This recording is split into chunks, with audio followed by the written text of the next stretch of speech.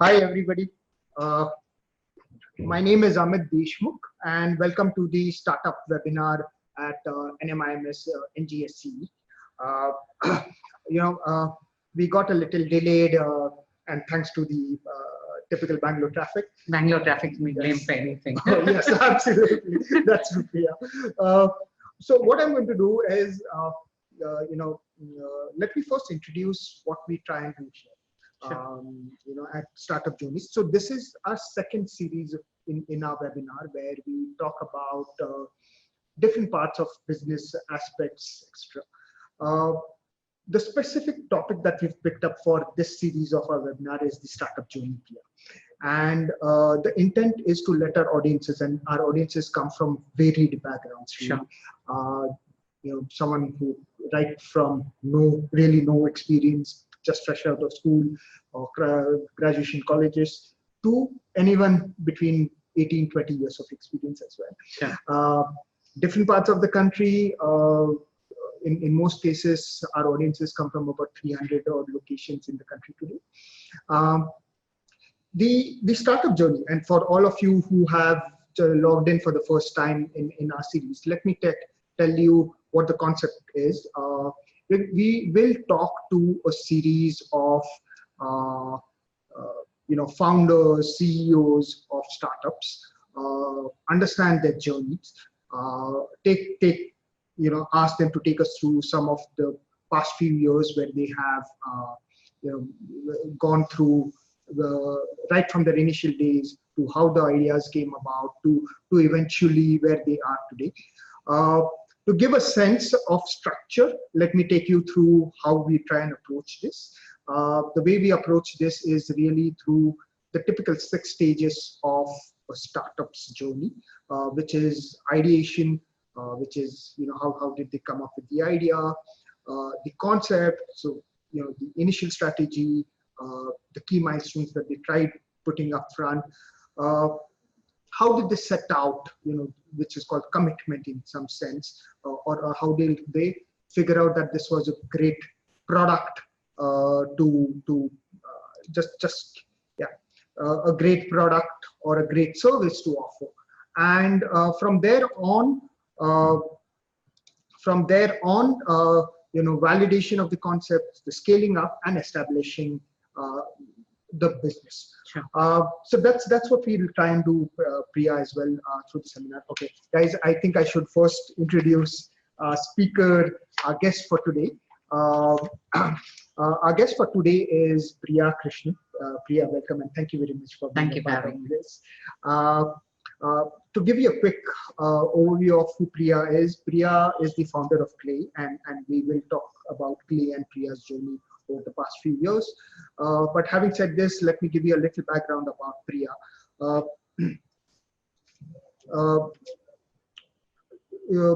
So let me. Why don't I introduce myself? Sure. I studied in Bombay and I did an engineering degree.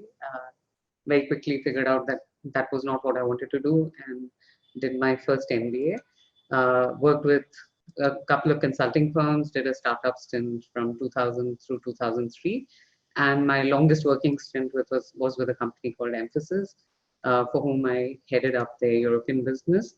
I did a second MBA at London Business School and then started up Klay, moved back to India and started up Klay. So that's the bulk of. That's nice. Thank you very much, Priya. Thank you very much. Since I've delayed logistics, I should help. thank you for that. So guys, let me actually tell you a little more from what I know of. Priya actually started her career with PwC in earlier years, and then her last stint outside of her corporate was with Emphasis as the vice president based out of UK. That's right. Let me introduce Klay a little bit.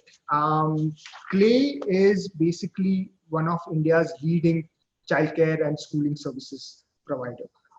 They have over 150 company-owned centers, really. Klay has 2 rounds of funding excluding the angel funding, and I'm presuming about $22 million of funding. 28 actually between 28. the 2 rounds. Yeah. Oh, okay. Yeah. All right. 28. And, Klay today has over 2,000 educators. And the model is very unique. What I was reading through about Klay is a very unique model. And we'll talk about the workplace model that you have, as well as the on-site, off-site workplace model, as well as the B2C model as well. So without really, there are a couple of things I should mention, and Priya's being the education icon of the year of 2018 by India Today. Klay's been given a huge list of awards, and let me run you through them. But let me also tell you that Priya has also been the young businesswoman, has won the Young Businesswoman Award of 2017, awarded by CNBC Young Turks.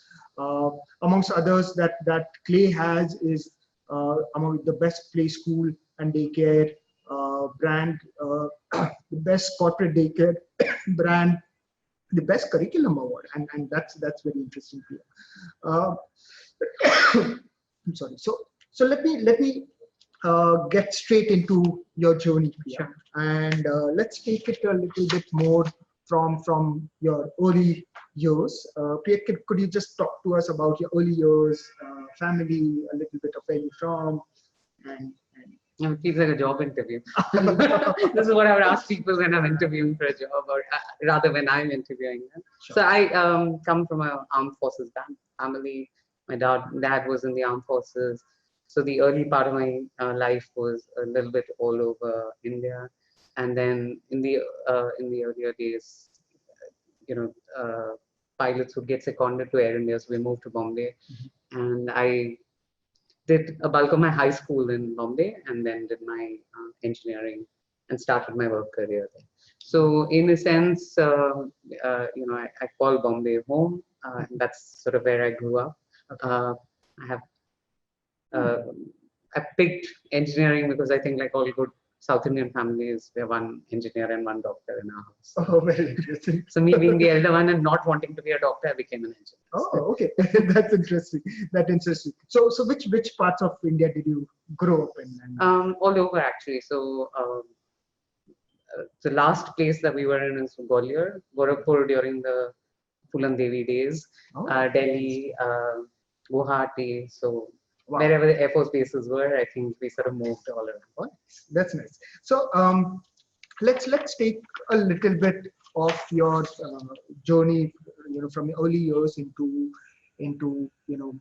your first step into the corporate life, and if you could run through some of your past experiences, PwC to eventually Emphasis, and I'm going to go back to what I read about you and how the business idea came about. Sure. So I mean, in a sense, I decided to do consulting because I wasn't sure what I wanted to do. And consulting sort of gave you an opportunity to explore industries and figure out which industry would suit you. So I started with consulting. I actually started with Anderson Consulting and did a short stint there, and then joined PricewaterhouseCoopers in Bangalore. Both were incredible because, like my father would say at that stage, that I don't understand why they would pay you the kind of money they do at 23. Why are they paying you so much money to give advice to people who've done that job for the last 15 years, right? So it was an interesting journey because, one, it gave you exposure into fairly stable companies. There weren't startups at that point, but companies that had been around for a while and were really saying, I have a problem. So, something like an ITC had a sales efficiency from factory to retail outlet of 11 days.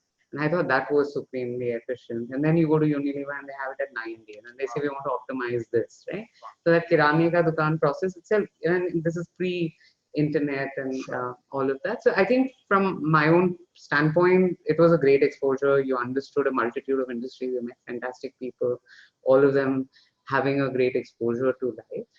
In 2000, it was really when everyone was doing startups. It was, it was just, why not have a go at it? And that's why I joined Bangalore Labs.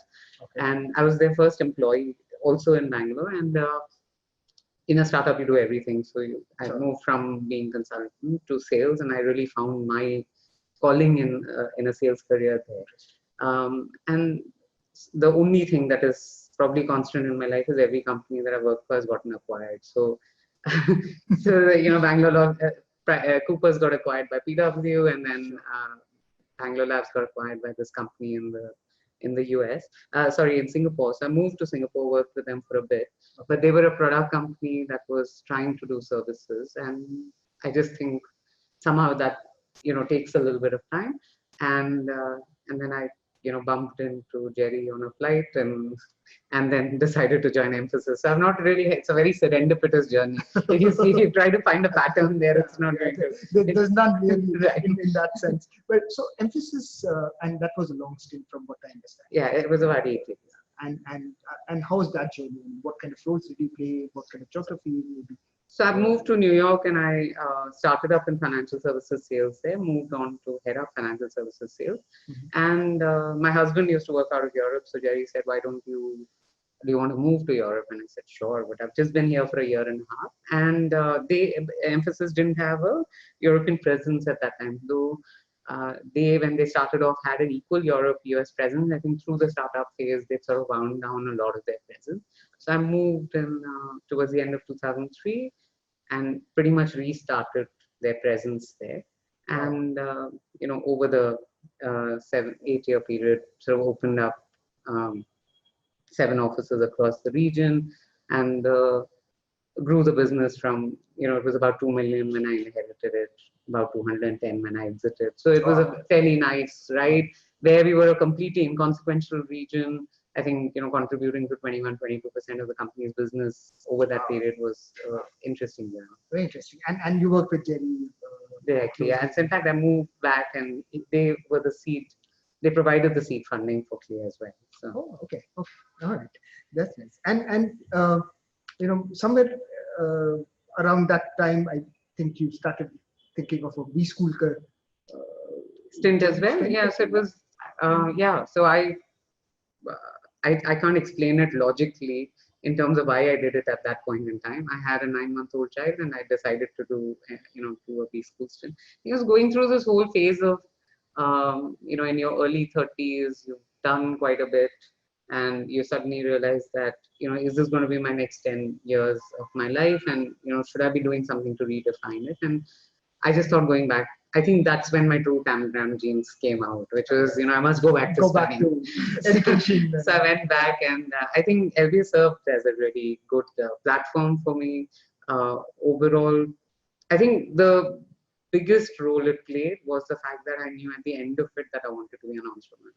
And I was it makes you reflect back on the time at 16. I knew I wanted to work with kids. I'm very passionate about women working. So it sort of all came together during that period. So. Interesting. Yeah. Tell us a little more about your London Business School days. You had a child. How were you managing? Yeah, you should do an MBA when you have a 9-month-old child if you want to learn a lesson in time management, I think. So I had a fledgling business. Technically, I'd also moved into the region just then.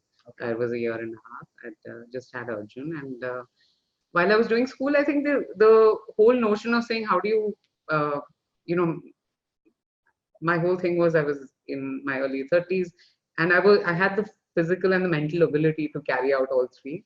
And so I just wanted to make sure that I maximized it. You can, I've always had a no regrets sort of. Maybe that is why my life has been as serendipitous as it has. But the point is that at that point, I was very clear that, I could, because it was a small business and my son was young, I could have done this. If he was 4 or 5 years old and the business was a little bit more mature, it might have been a little bit more difficult for me to get through it.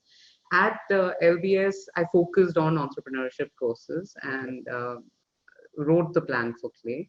And I think where the need sort of came from was that I was able to do my MBA and work because I had access to high quality childcare at that time. So to that extent, I felt like, hey, and I'm a fairly involved mother. So the fact that I was able to trust someone else and then get on with my life felt like a fairly good option. So that was sort of why I wrote the plan around Klay, got around to saying maybe this is something I want to explore. Oh, okay. So,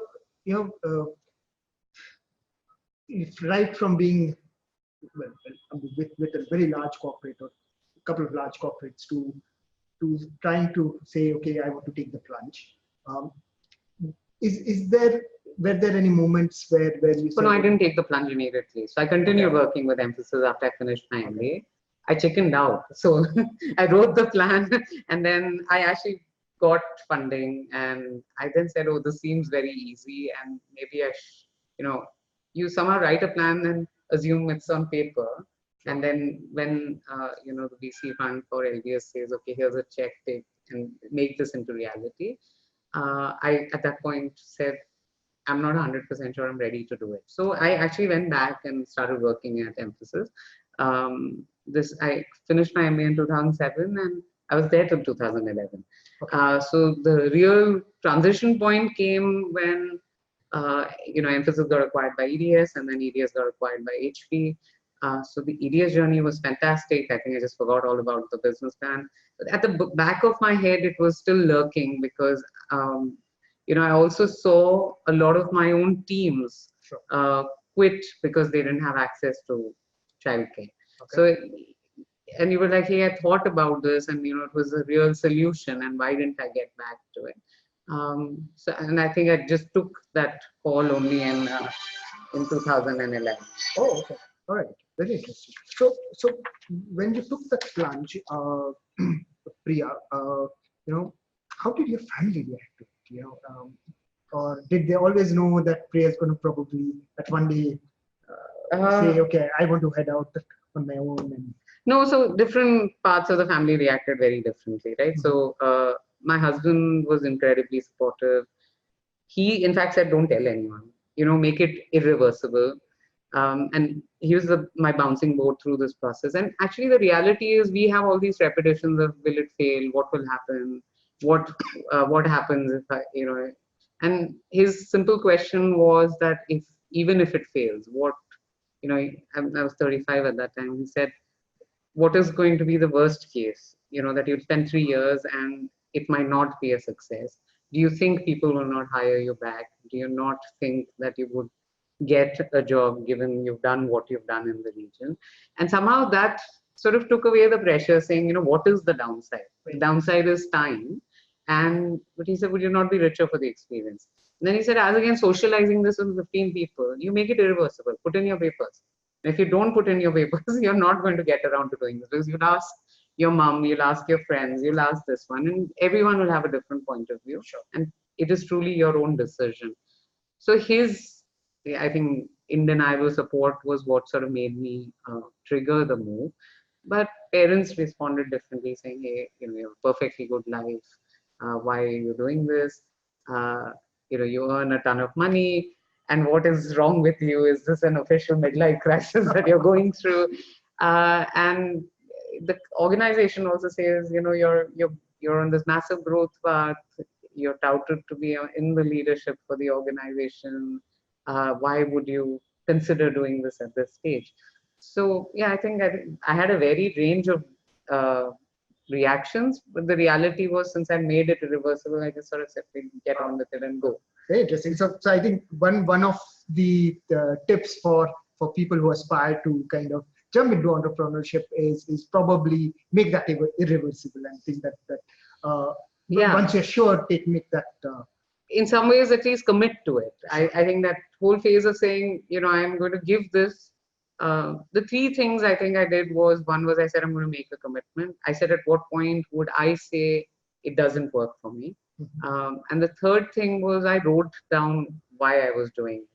And it's one of I think it's been my pay you back in some ways. Mm-hmm. I tell everyone, if you're starting on an entrepreneurial journey, write down why you're doing it. Because when you're in your rosy tinted stage, you write the things that inspire you to make that change, right? And as an entrepreneur, you have half bad days, half good days, maybe a third bad days, sure. 2/3 good days. Sure. On the third bad days, it's really important to go back to that list and say, why did I choose to do this? And, it energizes you and you say, I did it for all the right reasons. I believed in this, and it gives you that sort of impetus to move forward. That's nice.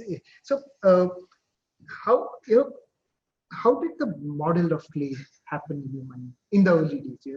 I'm sure things have evolved over the past few years, but how did the model? So I understand the inspiration.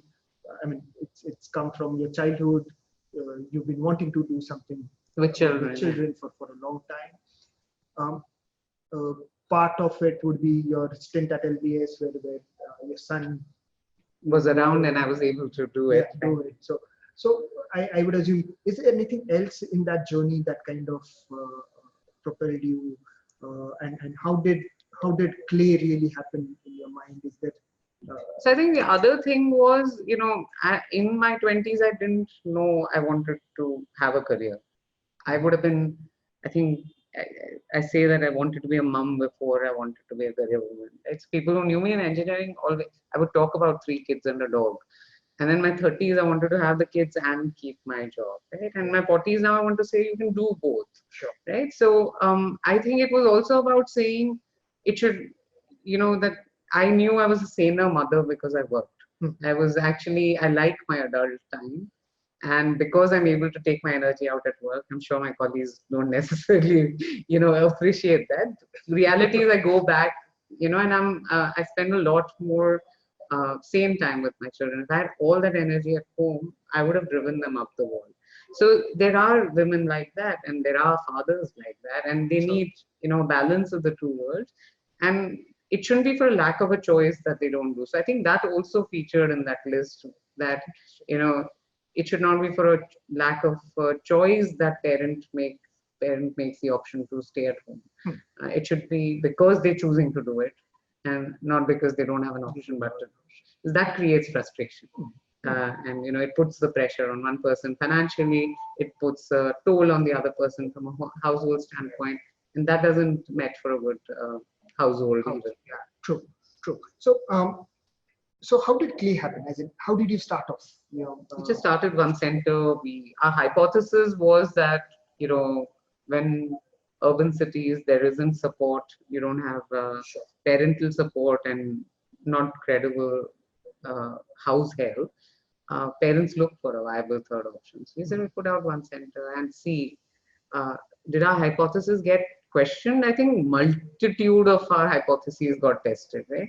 So you come in assuming that somebody who's experienced it elsewhere in the world will want to use the service. But we saw like tons of people who had never heard of childcare formally as a formal childcare. You have a neighborhood auntie who's looking after children, but said, wow, this is great and this is credible. And we had a completely different customer base to what we had originally anticipated, right? I think for us, at least, what's held us in good stead is the fact that we've responded to those changes in assumptions fairly quickly. We've not said, there was this one assumption and we must stick with that. If that assumption changed, what do we do to change our business model to respond to that? Has been something that we've ingrained into the culture. So we started off with one center. We were quite clear that corporates needed to support this because diversity and inclusion is not just a working family's agenda, it's a company's agenda as well. So we said, how do we include companies into that dialogue? And so we started talking to firms and said, how are you thinking about it? And where does childcare feature in your list of things to do to improve diversity within the organization?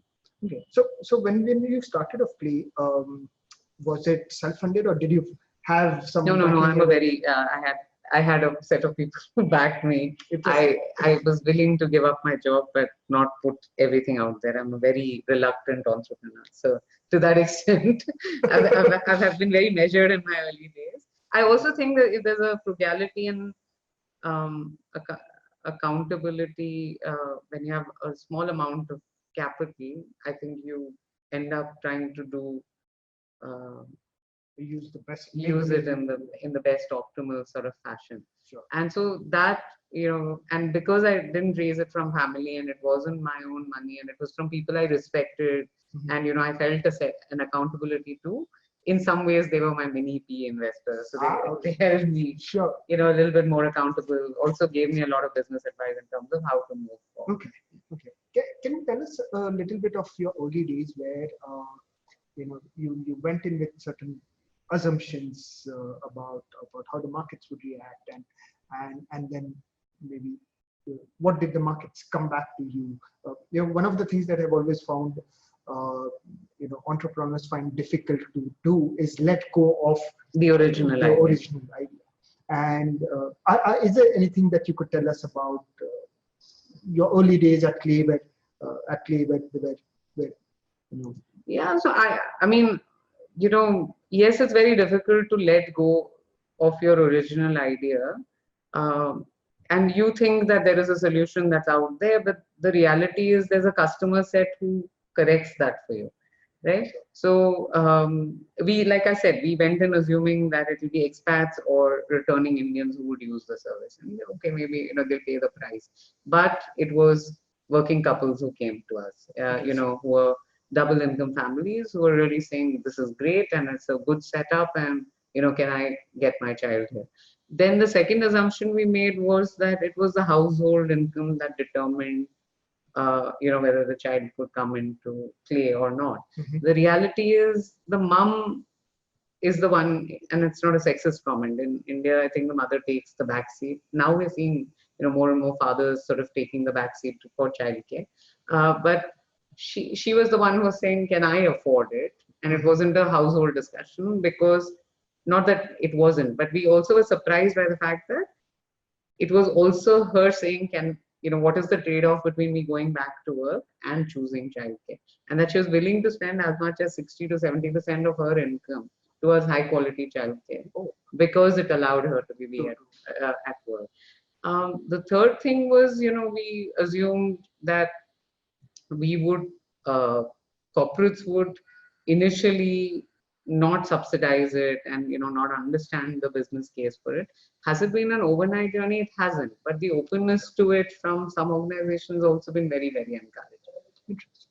Wow, that's nice. So were there any regulatory challenges that you encountered? But no regulatory challenges. But by far the biggest challenge we faced was the fact that you don't assume hiring will be a problem.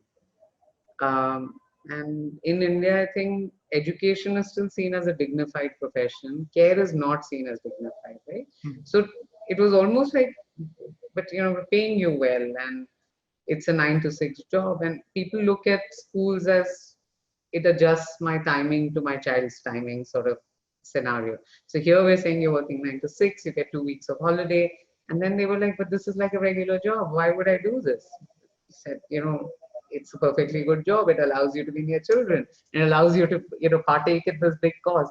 That came as a big surprise to us. That from a labor force standpoint, it wasn't straightforward to start with.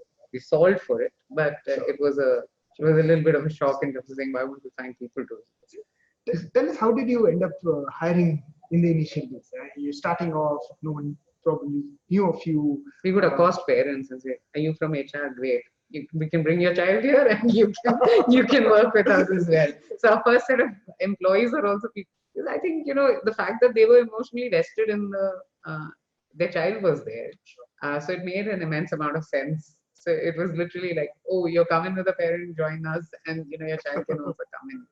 But I think initial set of employees are, a different lot to what you need subsequently.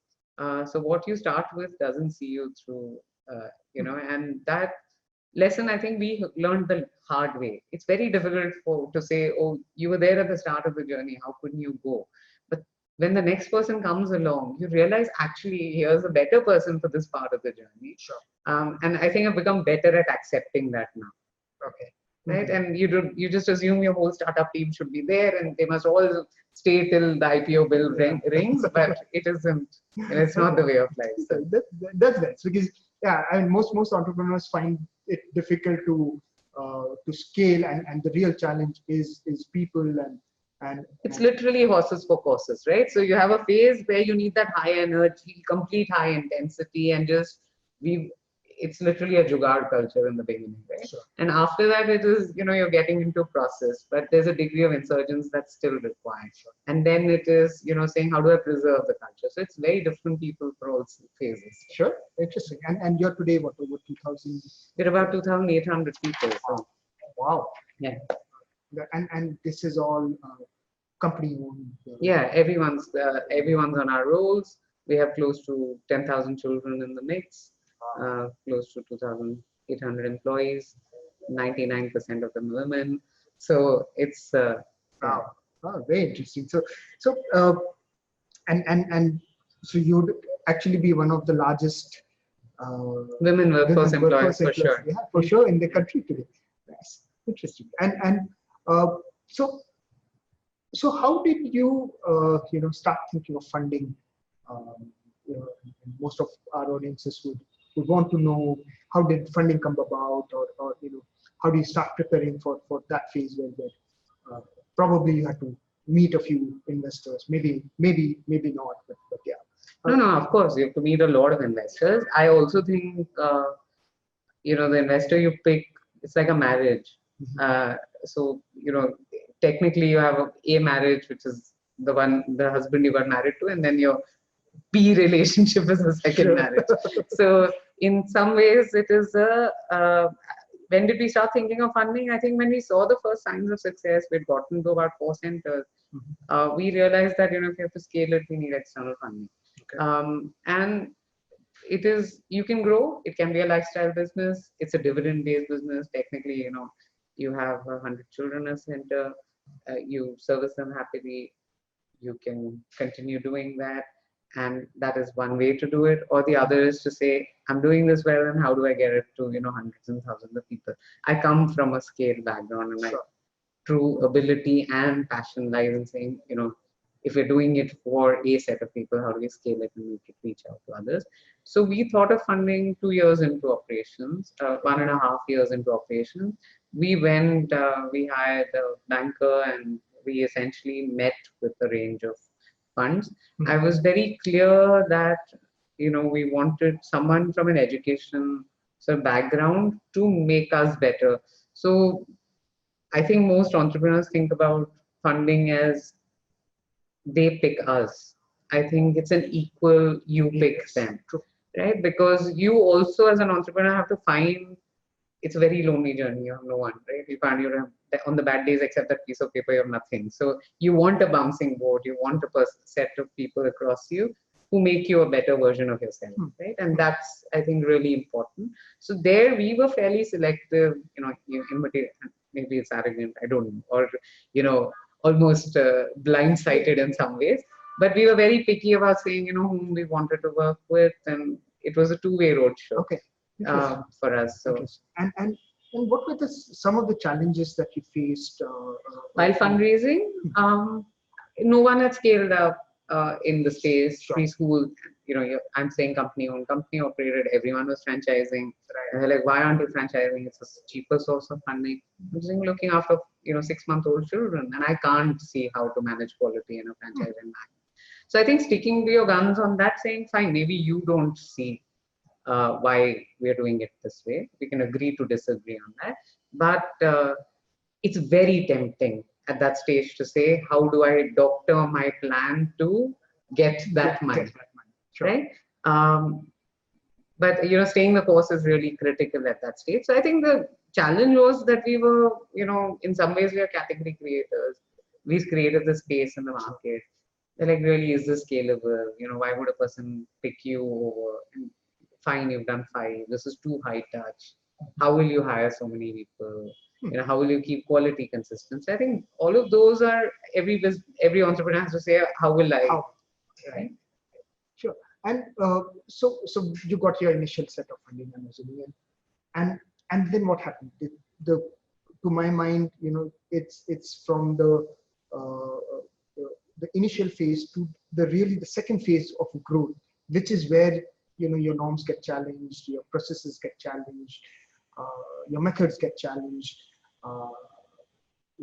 Your shareholders disaligned. So I had 2 sets of shareholders who just said one wanted to exit, one wanted to stay. So you have all sorts of issues. Sure. Right? So, sure.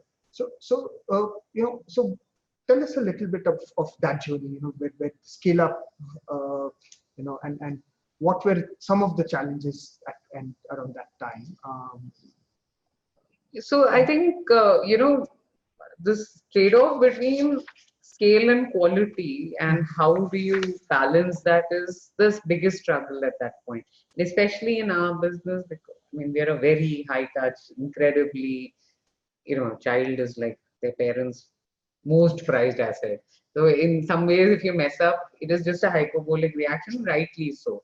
Healthcare and childcare are like that, right? So getting it wrong is not an option. And then now suddenly you've got money and they're saying, okay, use the money. And why aren't you using money? You can't, we didn't give it to you to keep it in the bank. And you're going through this phase of saying, I have to scale the business, I have to hire people, I have to make sure they understand, the purpose of the business and retain the quality. So are you externally focused? Are you internally focused? And I think that's the biggest conundrum in that middle phase, right? Saying, how do I get the folks who are the super insurgent, I will go there, get everything done. They're not the right people. Sure. Because they're not then used to saying, okay, I have to open 4 centers. I can't spend, 100,000 on one and 50,000 on the other. Now we have to be measured about how we're doing it because we're accountable to a set of investors. So then finding those people, bringing them on board and making sure that at the same time you're growing is probably the toughest part. I think we still go through it. I mean, we're now in our third phase and, we're at 150 centers. But that process of saying, now when I open a new region, that whole team coming up together, we've opened up our Sri Lankan operations right now. Okay. We're going through that startup journey. Yeah, all over again. Right? Wow. Nice. And how does it feel to operate in a different geography? I'm sure. There are 6 cities right now. I mean, the 6 cities are like 6 countries. So I think we've learned our lessons of, regulatory environments different, but the lessons of how to build a team, what it takes to run the space, I think are transferable for us. So whether it's it's Singapore or the Asian region, Sri Lanka, Bangladesh, surrounding countries of India, I think we should be able to pull that off. Sure. I'd like to get into the products/services that you offer, and how has that evolved? And how did you discover segments, needs, even choose to enter a certain segment? Because is the segment large enough? Not large enough? Is there a latent need there? And how did you go about identifying Yeah, I think again, as a category creator, that's a big issue, right? Because you don't know what the latent demand. You know that there is 160 million children under the age of 5, and that's the big broad statistic. And then no one's consuming what you have to offer. So how do you make that journey from it? I think we've just looked back, the notion of reflection and saying what worked, and it's worked for 5. Will it work for 30? It's worked for 30, will it work for 300? Is sort of how we've tested it. That's, in fact, staying razor sharp focused is tougher than saying, let me try a multitude of products, right? So the fact that we stayed true to the course of saying, no, we are doing childcare only and, not going into preschool, and let's do dedicated preschool, or let's do K-12 school. We just said, no, this is what we will do. We will get it right, and then we will do anything else. That's a tougher one than saying, how do I try it and create a product which is right for the consumer? And that comes from a process of internal reflection and saying, is the market going to adopt it? The thing that's also changed around us is how consumption is changing, right? So when I started 8 years ago, you and I would catch up on a dinner table and talk about where does your child speaks really well, which school does he go to, and that's now everyone's discovering everything digitally. It's word of digital. There's influencers, and the world and how it's consuming is changing on you as well. So not only does your product need to remain relevant in that consumption scenario, it's also how you're communicating the product that needs to remain relevant. Right? And so I think we have a double sword in that sense. And my consumers, not me, is half my age. and is probably half the age of most, the team in our organization. So how do you stay in touch with them and understand the pulse of what they're doing? That's nice. Um, Early on when we started this conversation, you said, the one thing that ran through all the corporates that you worked with was they all got acquired at some point of time or the other. And I believe in 2014, Klay acquired. We've acquired 3 brands so far. So we acquired one in 2014, one in 2016, one in 2017. So how does it feel to be on the other side of the table? And how did you choose, the more important thing? So for us, how does it feel to be on the other side? In Emphasis also acquired many companies. So I think scale can come through organic or inorganic. I don't think you have to sit and do everything yourself. Sure. It is, a build versus buy trade-off even in this. Why we chose to acquire is either one of 3 reasons. Either it allowed us consolidation in a geography or allowed us to enter a new geography. Mm-hmm. It was a product that we didn't have, and they did it really well, and we could learn from them. And the third was that it was just a stellar team, and we would just love to work with them. So we've had all sorts of reasons. Okay. But sometimes it is also such a nascent industry. People coming together, it can actually drive through synergy. Sure. It's not in mature industries, it's much more difficult. But I think in nascent industries, it's easier to sort of find like-minded people and drive. Interesting. So, were there any challenges in integrating teams? Did you, especially in acquisitions? I think we've acquired companies where we found like-minded people. Sure. If we had acquired a company which was a very subservient culture, I don't think we would have been able to merge them. But it is a people-oriented business, so the culture of the organization is probably one of the first things you assess before numbers. Sure. So we've had actually, touch wood, all 3 acquisitions gone really well. Okay. And we've actually driven better results than we've anticipated. Oh, that's nice. And that brings me down to your leadership style, Priya's leadership style. And you built a very large org. In this space, I don't think there's anyone else at your scale today. What's your style? What's your style of leadership? How what makes Priya Tech and therefore the 2,800 people kind of take together? So 3-4 things. One is the fact that I think we're incredibly humble. I think the day arrogance sets in, so I don't think I have all the answers. The reality is I'm not servicing the parent. There is a Didi and a teacher who's servicing the parent. If she doesn't have a voice and she's not empowered, so I call myself the chief enabling officer, not the chief executive officer, because we are in the business where we have to sit and enable the rest of the organization to service the client better. So I think a degree of humility is really critical. I think respect is a really important value for me, whether it is in personal relationships, professional relationships, parental relationships. That's really, really critical. I surround myself with people who are smarter than me. And I don't say that facetiously. I genuinely think I'm an outstanding team. And I give them tons of freedom. And I think we just have a really good time doing what we do. So, it is a very mundane industry where parents get emotional. 99% of the time, children are happy. 1% of the time that, something might go wrong, a parent might get upset. And I think that remembering that 99% of the time it's a super fun environment and having a good time doing that preps people to sort of deal with the pressure of that 1% of the time that things could go wrong. And so that I think we've really set. We work hard, we party harder, we just have a blast together. So that's really, really important. Nice. I'm just going to kind of close this, and we'll take questions from the audiences. But a couple of things that I wanted to understand. One is, where does Klay go on? How do you look at moving forward from here on? So we will grow internationally. We are looking at additional services.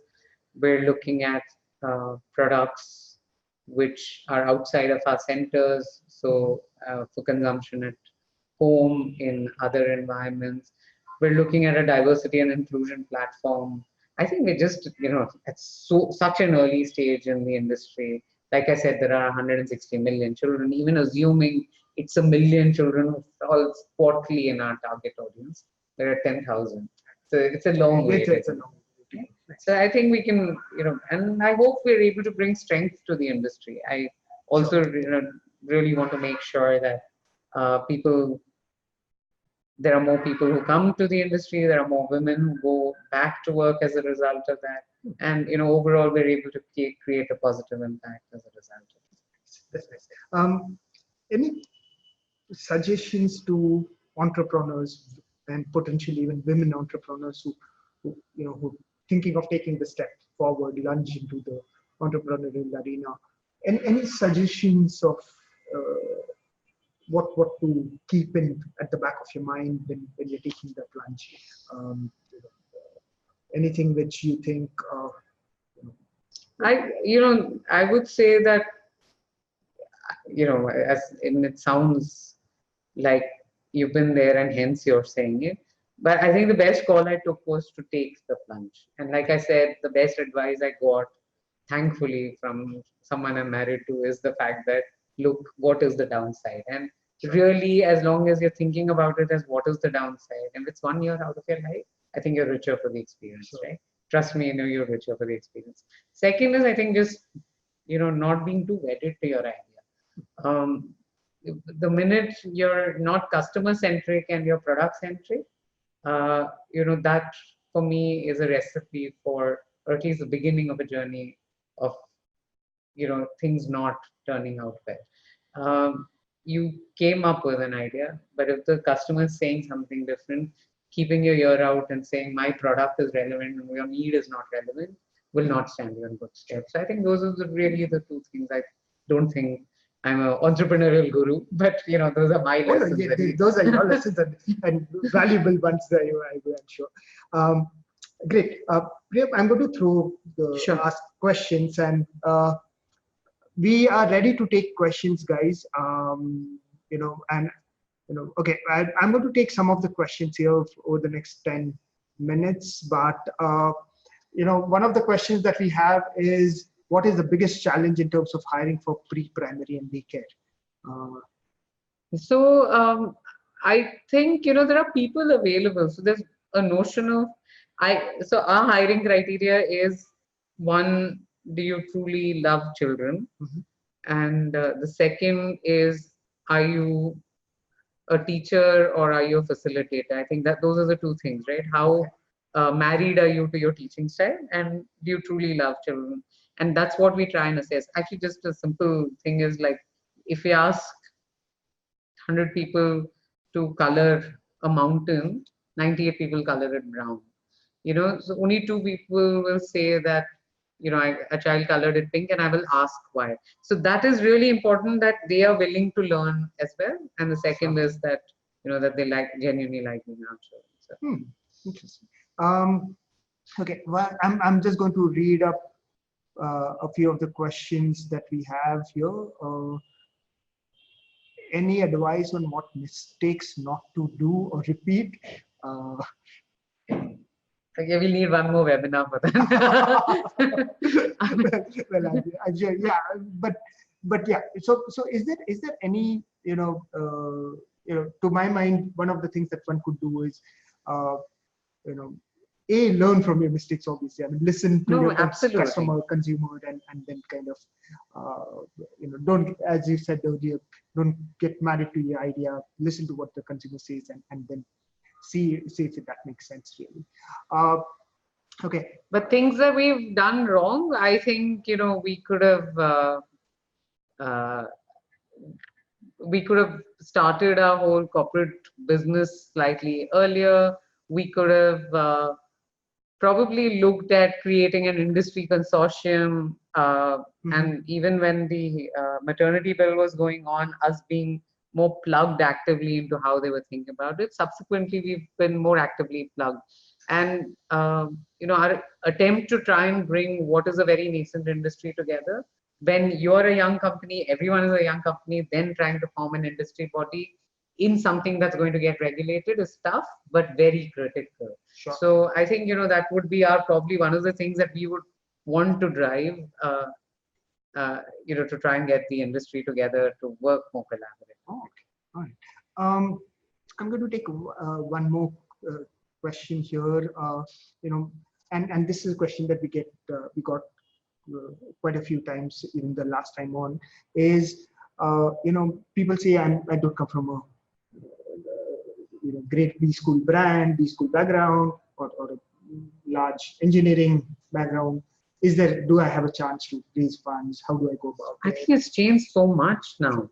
There are so many incubators, and there are, the government startup programs quite interesting. I wish I had that kind of support at that stage. But there is now, more of and angel funding is a lot more actively available. You also have fairly successful exited entrepreneurs now who are willing to support young entrepreneurs. Genuinely, I don't think, B school degree is required. It's for people like me who are unsure of what to do next in life, who go to B school and say, let me find out. I shouldn't say that in NM, but yeah, but it's a place of trying to discover yourself.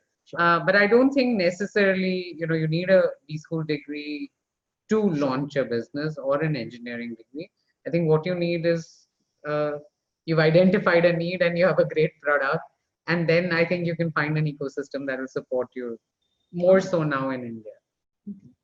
Okay.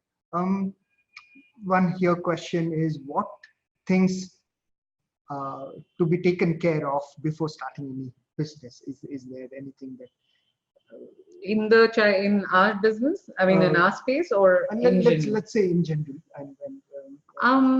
I think, like, or maybe in your space. In our space, I think there's very few requirements. So company formation and getting the right licenses, etc., in place. That's a tough one, actually, in our business. Just figuring out what licenses you operate in, because it's not governed by a single space. Sure. Today, we operate under shops and establishment, and there are some educational licenses required. Okay. If anyone's doing an educational startup, feel free to reach out. I can at least help you with that startup process. Okay, this seems like a little bit of a personal question. How do you manage your tough phases when you're down while running Klay? How did you kind of bounce back? One I remember you saying that I wrote it down, and I think as it's one of the now more actively spoken things is about the fact that as an entrepreneur you suddenly are responsible for today I have responsibility for 2,800 people, making sure that their payroll happens on the 31st of the month, and you're thinking about yahan se paisa nahi aaya, what do you do, how do you constantly manage and juggle things. So there are more than one instance. My safe space is my children. So whenever I really have a tough time, I switch off, I go spend an hour with my kids, and it makes me feel better. And then I go revisit that problem. I think everyone has a space that makes them happy. Mine is my kids. So, if I've had 4 tough days at work, I'll take the 5th day off, work from home, pick them up from the bus stop, and it just sort of brightens me up. But you just have to find your personal inner motivator, I guess. Okay, I'm going to take this one last question.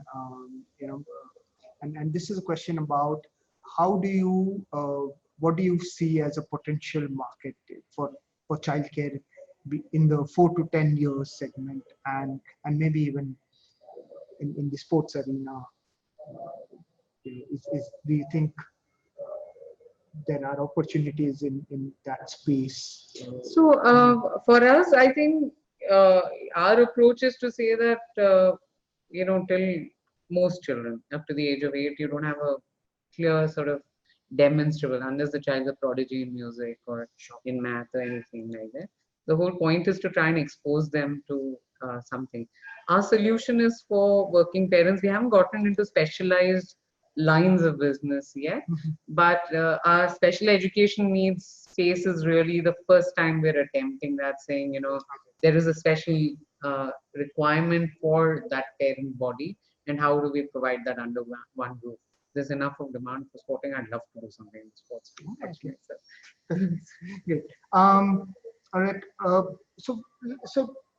I'm going to end the session. I'm sure we'll have a lot more questions. We'll get emails as well, and we'll pass them on to you and request you to answer a few. But thank you very much, Priya, for coming. Thank you so much. And guys, thank you very much for joining in. And if you have any questions or queries, do write into us. And